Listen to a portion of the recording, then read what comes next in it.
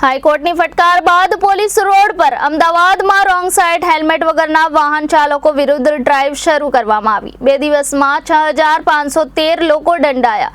કુલ 33 લાખની વસૂલાત કરવામાં આવી।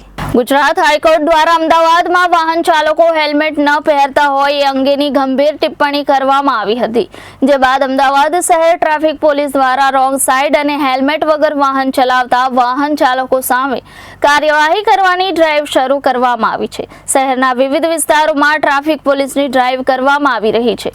છેલ્લા 2 દિવસમાં હેલ્મેટ વિનાના 6513 વાહન ચાલકોને ઝડપી 33.9 લાખનો દંડ વસૂલ કરવામાં આવ્યો છે। હેલ્મેટ વિનાના 4107 જેટલા વાહન ચાલકોને ઝડપી 20.59 લાખનો દંડ વસૂલ કર્યો હતો, જ્યારે રોંગ સાઈડમાં 196 વાહન ચાલકોને ઝડપી 3.30 લાખનો દંડ કરવામાં આવ્યો હતો। 9 ઓગસ્ટના રોજ હેલ્મેટ વિનાના 2406 વાહન ચાલકોને પકડી 12.5 લાખનો દંડ કરવામાં આવ્યો હતો।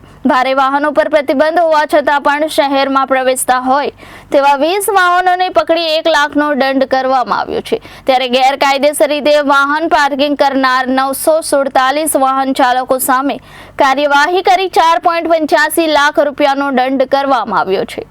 Bureau report Janadesh news, Ahmedabad.